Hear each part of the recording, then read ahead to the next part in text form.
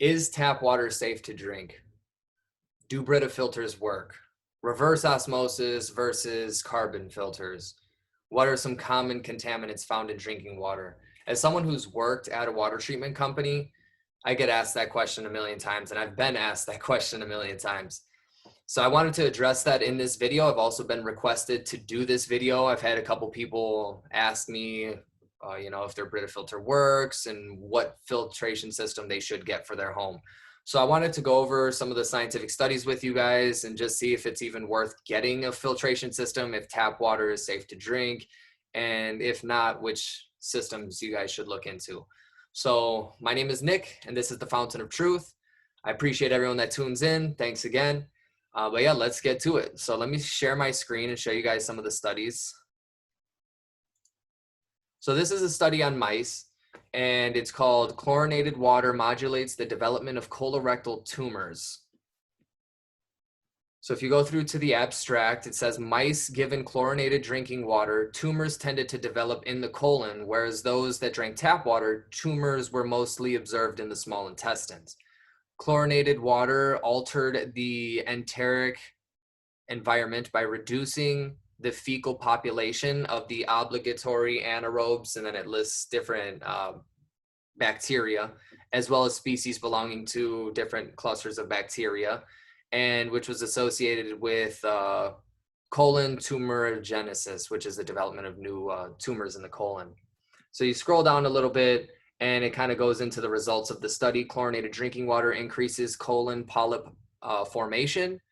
The consumption of chlorinated and tap water was associated with increased tumor multiplicity in the colon and distal small intestines, respectively. Scroll a little bit more down, there's some more results. Basically, taken together, our findings suggest that the reduced sizes of the specific anaerobe populations caused by the consumption of chlorinated water could promote the tumor development in the colon via mechanisms involving CIN as opposed to MSI. So the chlorinated water actually destroys the microbiome, which can lead to the formation of polyps. Goes over all of the bacteria that is affected through drinking chlorinated water. And I mean, what is the purpose of chlorine? They add it to water to kill bacteria. So when you drink it, you're killing the bacteria also within your digestive system, in particular within the colon. So if you go down to the discussion, epidemiological cohort studies have found an association between chlorinated water and an increased incidence of colorectal cancer, while animal studies have suggested that high concentrations of certain chemicals in chlorinated drinking water increase the incidence of colorectal cancer and reproductive abnormalities. So that's pretty conclusive. Like that's huge for me. Some studies have found a minor association between exposure to chlorinated water and containing these byproducts and the occurrence of bladder, rectal, and colon cancers, which was not addressed in the study. So basically they're showing that other disinfectants that are added into the water can also create disinfectant byproducts within the water. And, there are associations with those byproducts and different diseases as well. So I thought that was a very important study that I think everyone should look at. And the next study is the association between maternal fluoride exposure during pregnancy and IQ scores in offspring within Canada. So this is a study in Canada. This is on PubMed from the NIH.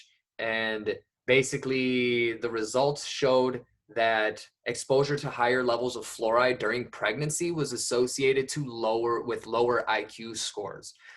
They basically find that they indicate the possible need to reduce fluoride intake during pregnancy, which is huge because they add fluoride to just about all water supplies, at least in our country. I'm not sure how it is in other countries, but in America it's huge. Looks like it's also like that in Canada as well.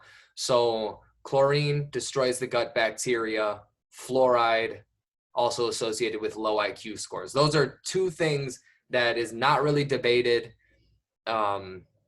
we know for sure that chlorine is added to pretty much all municipal water supplies, and fluoride is also added to all municipal water supplies. Things like lead, chromium, barium, radium, arsenic, asbestos, those are all, they're not in every single water source in the country. It kind of depends on where you're from. If you're from Chicago, the inner city, maybe the west side, the south side, some of the more lower income communities, you probably have higher levels of lead than somebody who maybe lives in the suburbs.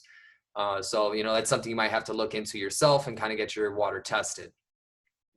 The next study I wanted to go through was endocrine disruptors in water and their effect on reproductive systems. Anthropogenic contaminants in water can impose risk to reproductive health.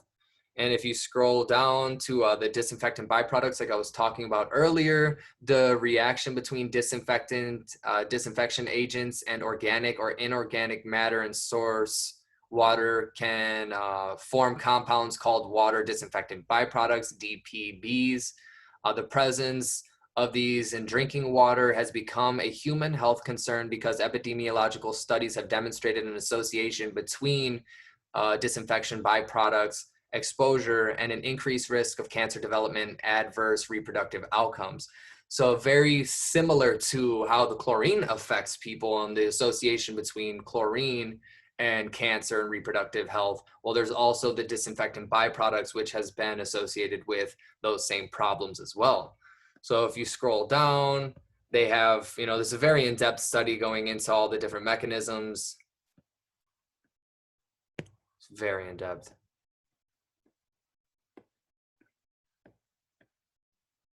But yeah, I encourage everyone to look through this. I'll include all of this in the show notes. But I also wanted to go over, there's a lot of places where they have found birth control, like trace amounts of birth control in the water as well. And that just kind of depends on the area of the country you're from. But this one's also about pesticides in water. So this next one, pesticides in drinking water review, the occurrence of pesticides in the water body is derived by runoff from the agricultural field and industrial wastewater. I can't tell you how many stories that I've read of people that live close to farms and have been exposed to pesticides, or people getting sick, living in close proximity to, hog farms, or living close to farms that are spraying intense amounts of pesticides, and then the runoff ends up contaminating wells, and then people end up sick. This happens all over the world. This isn't just in the United States, but I've read countless horror stories in regards to pesticide runoff affecting nearby neighborhoods and stuff. So pesticide exposure has been proven to result in immunosuppression, hormone disruption, reduced intelligence, reproductive disorder, and cancer. Impacts of pesticide exposure to humans can be categorized into acute health problems and chronic health problems. Chronic health problems encompass neurological effects such as the onset of Parkinson's disease, reduce the attention span, memory disturbances, reproductive problems, disrupt infant development, birth defects, and cancer. So this is huge because Parkinson's is going through the roof. So this is an association that pesticide exposure has with Parkinson's disease. And that's pretty scary, and then there's also acute health effects that depend on the pesticide toxicity and how much exposure you have, vision problems, headaches, salivation, diarrhea, nausea, vomiting, wheezing, things like that. And then it kind of goes over the differences within each country and how that and how the pesticides are different. There seems to be a little bit more regulation in the United States, but it still does happen in these other countries as well. So this also kind of just shows the pesticide runoff and how that can also affect your drinking water. We also have agricultural pollution has contaminated tap water in dozens of locations so far in 2020. So this one, they kind of talk about the different states and their reports of contaminants within the water, and agricultural pollution in particular, things like pesticide, disinfection byproducts, nitrates, pesticides, as I already said. Drinking water contaminated with nitrate, pesticides, and disinfection byproducts is associated with increased cancer risk. Animal waste may contain fecal bacteria like E. coli or other pathogens, and they can make people sick. So this is also very in depth. I encourage everyone to look at this. When source water used by drinking water systems contain organic matter like manure, mud, crop residue, bacteria, chlorine, and other chemicals are used to disinfect the water, but this process can create those byproducts like I talked about before.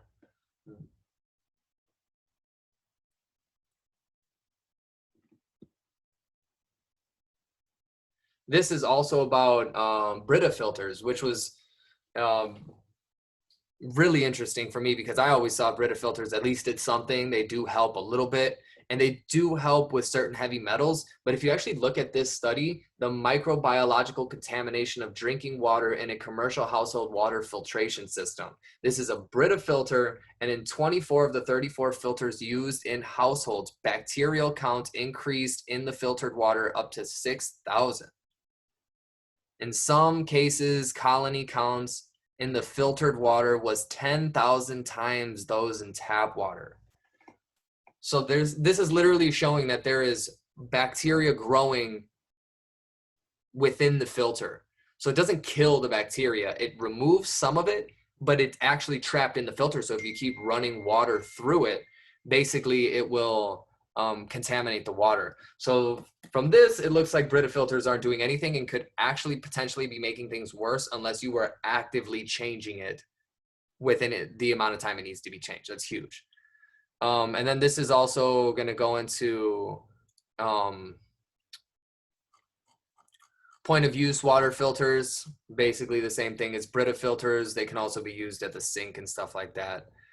Point of use water filters effectively reduce lead in drinking water. So this is in Flint, Michigan. And if you read the study, it sounds great. You know, like they're able to reduce a large amount of the lead in the water. They also have a large amount of lead in the water. But if you read it, properly certified, installed, and maintained filters can be expected to reliably reduce lead exposure from drinking water. Not remove, reduce.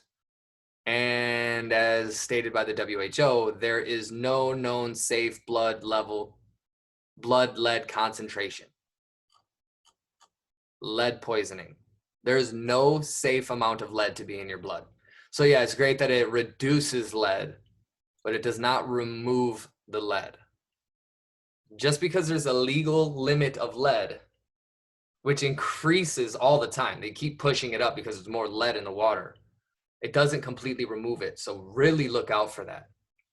And then this one is about reverse osmosis and the differences between Brita filters, basic carbon filters, and reverse osmosis. See, the thing with reverse osmosis is it uses basic carbon filters that are used within Brita filters. So reverse osmosis has an aspect of the Brita filter, but more stages of filtration that is added to the filtration process.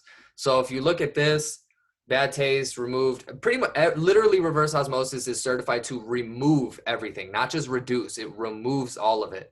But things like chlorine is removed also through carbon filters, but a lot of it is the taste that's removed, and organic compounds like pesticides removed.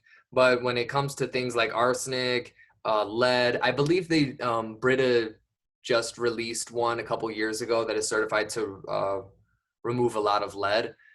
So that's one benefit. I haven't really done a whole lot of in-depth research in regard to that. It's like the most expensive filter they have. But a lot of times when you read it, it's always reduced by 90%, 99%, things like that. But it doesn't remove it. So that's a huge one to look into. The company that I used to work for, they made reverse osmosis filtration systems. They were certified by NSF. But even sometimes the NSF certification process can be a little like a lot of companies when they're made in third world countries, like the manufacturing, there are ways that they can, how would you say, like falsify the documents or lie to get their products certified when they're not actually going through those rigorous safety, third-party safety tests. The next one I wanted to talk about is actually the effect of taking hot showers, how it opens your pores, and the steam, you can actually inhale the chlorine. So this is a little bit different than drinking the water. But if you go over here, quotes from the American Journal of Public Health and the EPA, skin absorption of contaminant, here, right here, let me highlight it for you. Skin absorption of contaminants has been underestimated in the ingestion, may not constitute the sole or even primary route of exposure. EPA, showering is suspected as the primary cause of elevated levels of chloroform in nearly every home because of chlorine in the water. So this, one of the quickest ways to increase the blood levels of chlorine in your body is by taking a shower in regular tap water. So I would also recommend even a basic carbon filter just to shower in. But reverse osmosis, a whole home reverse osmosis system would probably be the best thing to do, even though it is very expensive. I mean, it is what it is. So that's really huge. So that's pretty much everything that I wanted to go over with you guys. Chlorinated water affects gut bacteria and can modulate the development of colorectal cancer. Association between fluoride and low IQ scores, endocrine disruptors in the water, pesticides in drinking water. This is all huge. Agricultural pollution within the water that has been found throughout the entire country. Lead poisoning, there is no safe blood level concentration of lead. And yeah, so I mean, it's nice that your Brita filter can remove some lead, but there's no safe level of lead. So do you want to remove some of it or do you want to remove all of it? Oh, there was another thing I did want to talk about. Bottled water, obviously the best thing that you can do, even though the plastic can end up in a landfill and lead to more environmental damage. My recommendation, which it is expensive, would be to drink glass bottled water, ideally from a very high quality spring source, like a European bottled water, Perrier, Pellegrino, Evian, Fiji, things like that. If you get them in glass, that'd probably be the best because they don't contain the BPA's. And just because it says BPA free doesn't inherently mean it's better. There are also some problems with some of the other petroleum-based products leaching in, or petroleum-based contaminants leaching into the water. So I would look out for that as well. Try your best to go with glass bottled water. But yeah, I hope this answers everyone's questions. I would not drink tap water. I pretty much avoid it like the plague. I've actually heard some doctors recommend you're better off going a little thirsty until you can get your hands on some bottled water than to drink tap water. There's so many contaminants in it, and in some areas of Britain, they've even tested the water and they found trace amounts of cocaine in it. So they really don't do the greatest job at removing all of the contaminants within the water. They just kind of throw chlorine in it, throw it through a sediment filter, get rid of all the solid waste particles, throw some fluoride in it and send it right back to you. So there's not a whole in-depth filtration process going on. And then when they send it back to you, it picks up a lot of contaminants in the pipes on the way to your house. So I would recommend getting a reverse osmosis system. Honestly, I would not use a Brita filter at all. I would say that occasionally I'll use it to hard boil some eggs, but I mean, for the most part, I cook with bottled water. It's expensive, but it is what it is. So I appreciate everyone who tunes into all my videos. This is another Fountain of Truth. My name is Nick. Like, subscribe, do all that YouTube stuff. And yeah, I'll see y'all on the next one. Thank you.